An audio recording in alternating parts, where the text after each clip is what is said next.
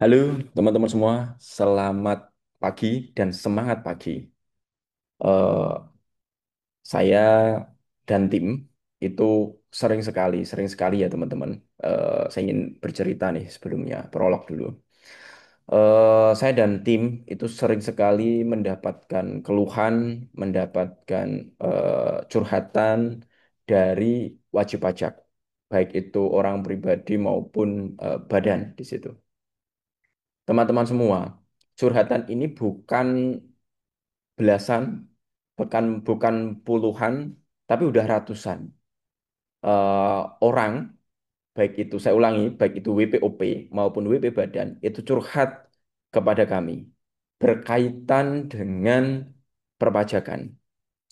Teman-teman, saya ingin memberikan gambaran yang luas dulu ya. Pengusaha itu mulai merintis usahanya itu dengan effortnya sendiri, dengan usahanya sendiri. Berusaha sebaik mungkin agar usahanya itu bisa jalan, usahanya itu bisa laku, bisa ngomset, bisa bertahan dan bisa berkembang. Itu mikir sendiri. Termasuk tidak hanya pikiran, tapi juga berkaitan dengan modal. Baik itu modal yang diperoleh dari tabungan atau modal yang diperoleh dari hutang. Itu perlu diperhatikan. Eh, Negara tidak ikut campur di dalam bagaimana kita mencoba untuk mendirikan sebuah usaha. Akan tetapi, di saat usaha kita jalan, berkembang dengan ketentuan-ketentuan tarif PTKP-nya dan seterusnya yang diatur oleh pemerintah, terlepas dari itu,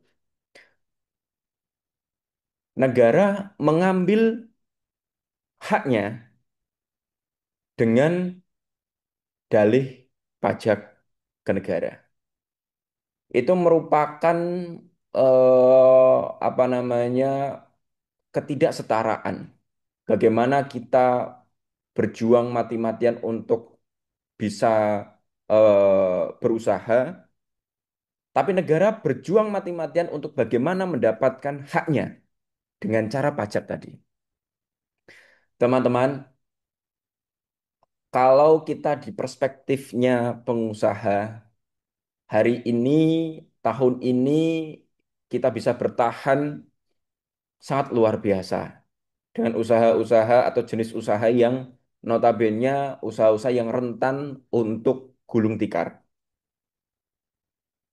Tapi negara dengan dalih-dalihnya juga itu mengambil haknya tidak hanya saat tahun pajak berjalan, tapi 5 tahun ke belakang menggunakan daluarsa pajak.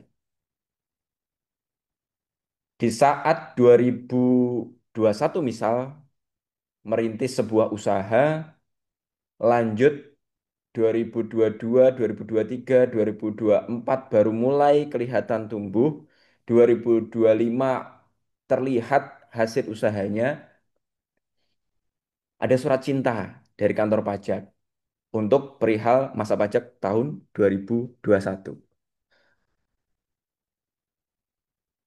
Hal seperti itu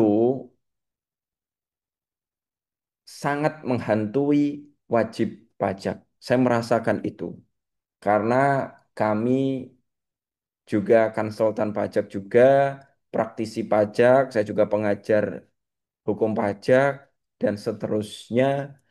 Itu kami rasakan bagaimana teror, bagaimana bayang-bayang pajak itu menghantui para WPOP ini maupun WP Badan, baik ini sebagai karyawan maupun sebagai pengusaha. Tapi saya banyak bercerita berkaitan dengan dinamika yang terjadi di pengusaha. Lanjut, teman-teman semua yang teman-teman perlu ketahui, saya ada beberapa orang yang cerita kepada saya, usahanya sudah gulung tikar dan mencoba untuk bangkit lagi. ditagih-tagih oleh petugas pajak di saat usahanya itu tutup, beberapa tokonya tutup dan seterusnya, ditanya, ditanya Pak pajaknya bagaimana dan seterusnya.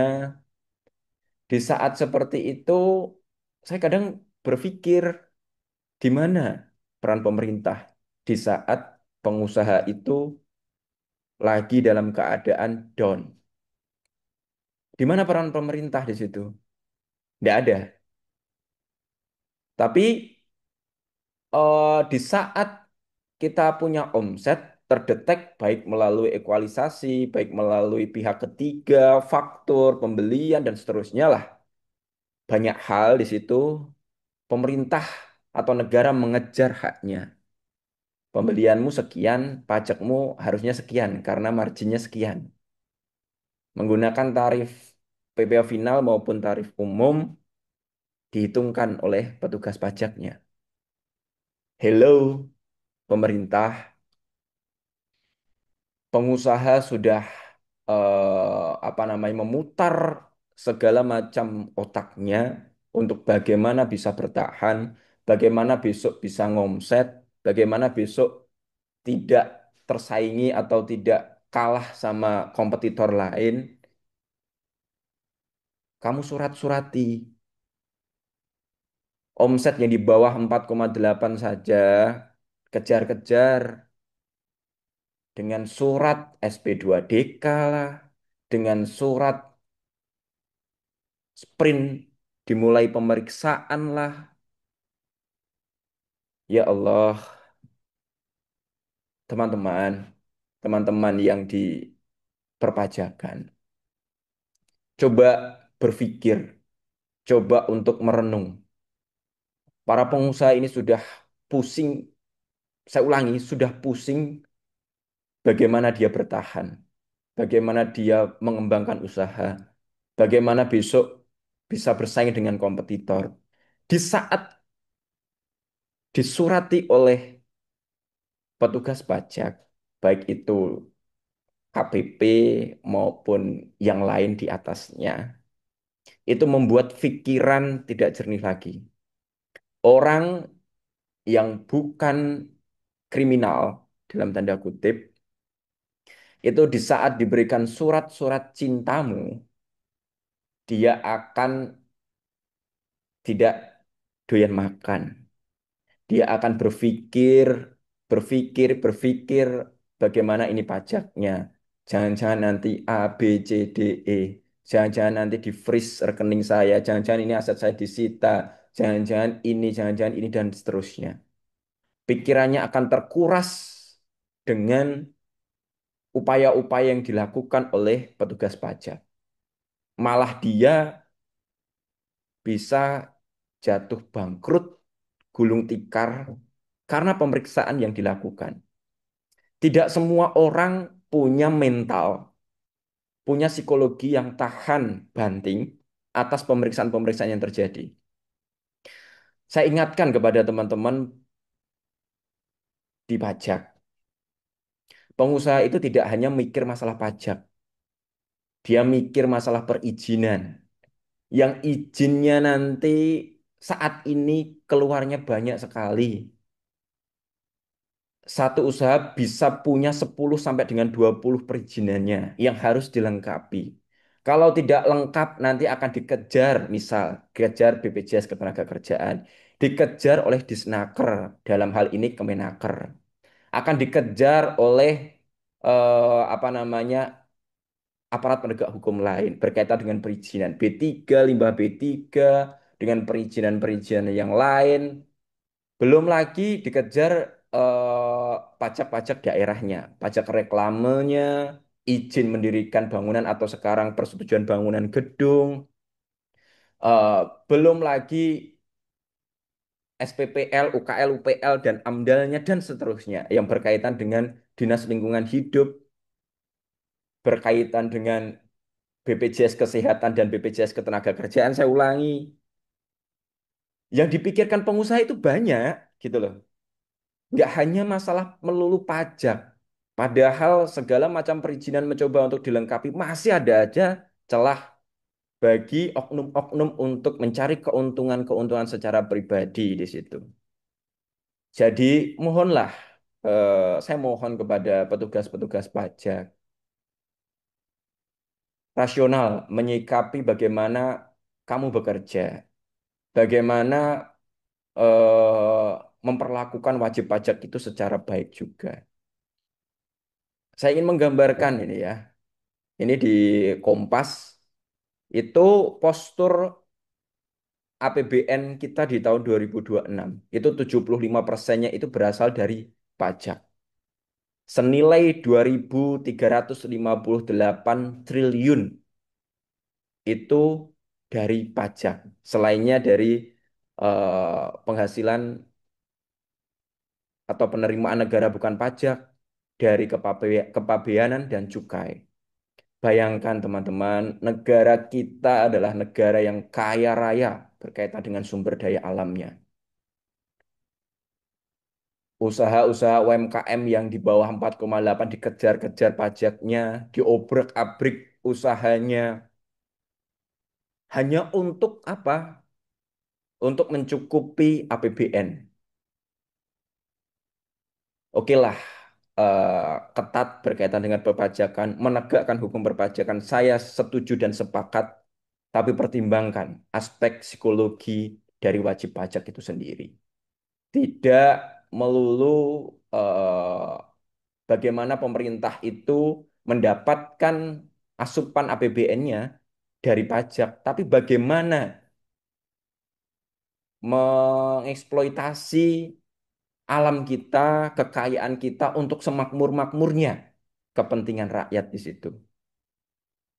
Agar rakyat itu tidak dikejar saja berkaitan dengan pajaknya. Ada yang ngomong nih, ada yang ngomong kayak gini. Pajak itu kan hanya untuk pengusaha, hanya untuk orang yang penghasilan ini. Hello, perhatikan, pajak itu ada salah satu instrumennya yaitu pajak pertambahan nilai atau PPN. Orang membeli, sederhananya ya, membeli suatu barang di toko, yang barang itu diproduksi oleh pabrik, yang turun ke distributor, turun ke retail-retail, itu kena PPN. Itu kena tarif progresif yang turun-menurun ke end user atau pengguna akhir, atau konsumen, atau rakyat. Konsep PPN itu dibebankan kepada konsumen kan? Konsumennya siapa? Kembali lagi konsumennya ke rakyat. Rakyat juga dibebani PPN dengan dalih apa, penghasilan di bawah PTKP tidak dikenakan pajak penghasilan BPH pasal 21, dengan dalih orang pengusaha yang omsetnya di bawah 500 juta WPOP tidak dikenakan pajak, dengan dalih bla bla bla bla. Tapi perlu diperhatikan, semua beban itu ada di rakyat.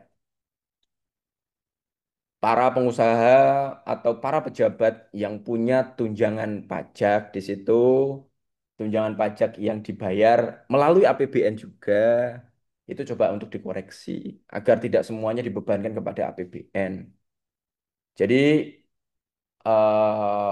saya apa namanya agak sedikit eh, keras berkaitan sama perpajakan karena hari-hari kami dicurhati oleh wajib pajak, hari-hari kami mendampingi wajib pajak, hari-hari kami mencoba untuk bagaimana wajib pajak itu tetap taat perpajakannya, tapi juga tidak merasa dirinya sebagai sapi perah oleh negara.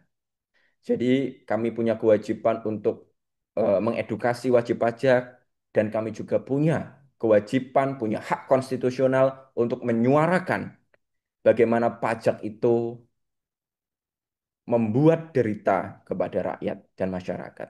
Coba diintrospeksi bagaimana postur APBN kita yang semuanya hampir dibebankan dari segi pajak. Yang itu membuat para pengusaha ketar-ketir. Apalagi berita-berita yang muncul 2026 akan menggunakan aparat penegak hukum untuk menindaklanjuti dengan dalih ketaatan atau kepatuhan pajak. Bayangkan segini banyaknya 75%. APBN ini dari pajak. Yang lainnya dari PNBB, PNBP, dari kepabean dan cukai. Teman-teman, coba tidak hanya menyampaikan aspirasi berkaitan dengan undang-undang perampasan aset, tapi sampaikan aspirasi berkaitan dengan reformasi perpajakan kita. Dengan segala dalih dan upaya yang dilakukan dengan instrumen sistem administrasi inti perpajakan, menggunakan Kortek, menggunakan apa namanya sinkronisasi dengan lembaga lain atau kementerian lain dan seterusnya. Tapi perlu diperhatikan kesehatan mental wajib pajaknya. Begitu, teman-teman semua. Terima kasih.